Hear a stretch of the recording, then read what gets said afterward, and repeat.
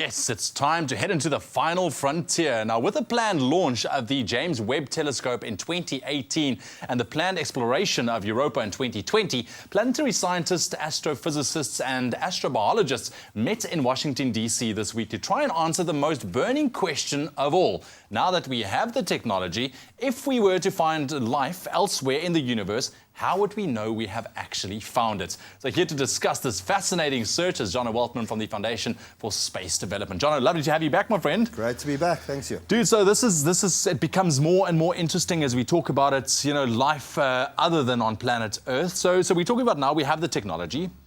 What exactly is this technology we're talking about to find life? Yeah, well, I mean, obviously, if we saw something sentient and spacecraft flying around, we'd recognize it.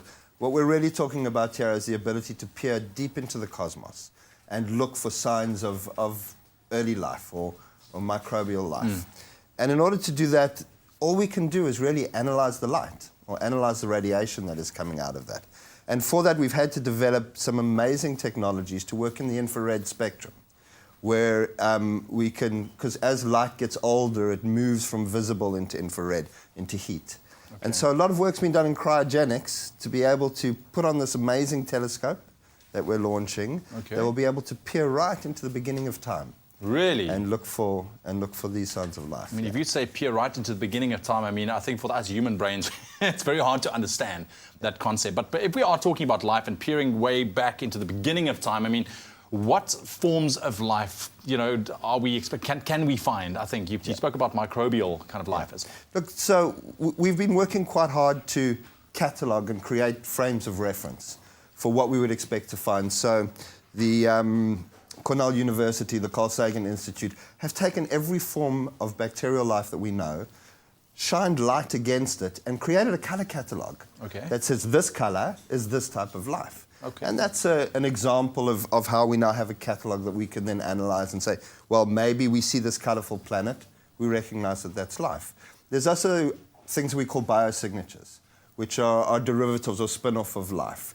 So, for example, if we were to find a planet where there's an abundance of oxygen and carbon dioxide or nitrous oxide, we know that those are the effects of life and that there would be a good probability there's life there. I understand. However, our scientists also believe we need to explore the local solar system, going to Europa, going to Mars, geologists sitting there with axes, cracking open rocks and looking for fossils. So this is a discussion that's going on. One of the problems is that the biochemistry of life elsewhere in the cosmos might be very, very different to what we see here.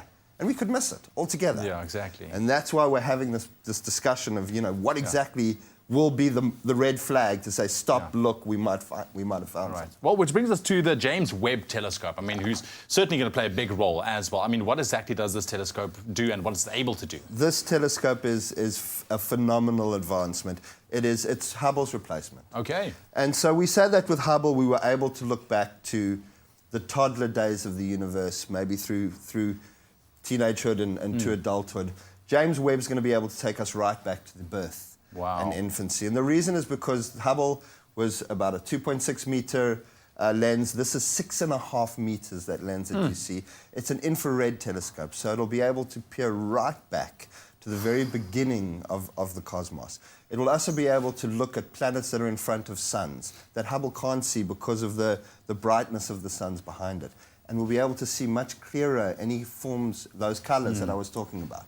We're going to look for colourful planets using James Webb, and if we find them, we might find the beginning or origins of life elsewhere. That is incredible. Jono, thank you so much for joining us this morning. It's absolutely mind-blowing stuff indeed. So the question remains, are we alone or not?